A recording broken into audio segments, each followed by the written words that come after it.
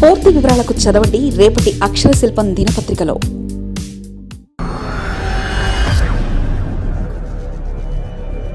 3 సిలిండర్ల ముచ్చట ఏమయ్యాయి?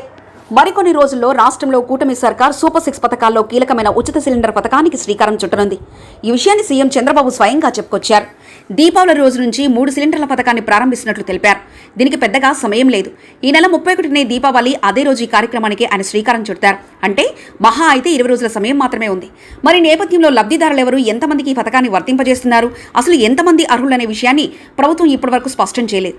ఈ పథకాన్ని అమలు చేయాలన్నా దీనికి సంబంధించిన లబ్ధిదారుల వివరాలను సర్కారు ముందుగానే సేకరించారు. గతంలో అంటే వాలంటీర్లు ఉండేవారు. దీంతో ఎవరైనా లబ్ధిదారులు మిస్ అయితే వెంటనే వారిని ఆయా పథకాల్లో చేర్చేవారు. కానీ ఇప్పుడు వాలంటీర్లు లేకపోవడంతో ప్రజలు ఇబ్బందులు పడుతున్నారు. పైకి అంతా బాగున్నట్టే కనిపిస్తున్నా ప్రజల్లో అంతర్గత విమర్శలు వెల్లువెక్కుతున్నాయి.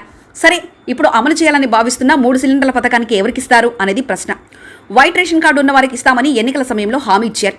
దీంతో మహిళలు ఎక్కువగా ఆశ పెట్టుకున్నారు. ప్రస్తుతం మార్కెట్లో సిలిండర్ 1000 రూపాయలు అటు ఇటుగా ఉంది. దీంతో కొంతైనా తమ కష్టాలు తీరుతాయని మహిళల ఆలోచన. కానీ సర్కార్ ఆలోచన వేరుగా ఉంది.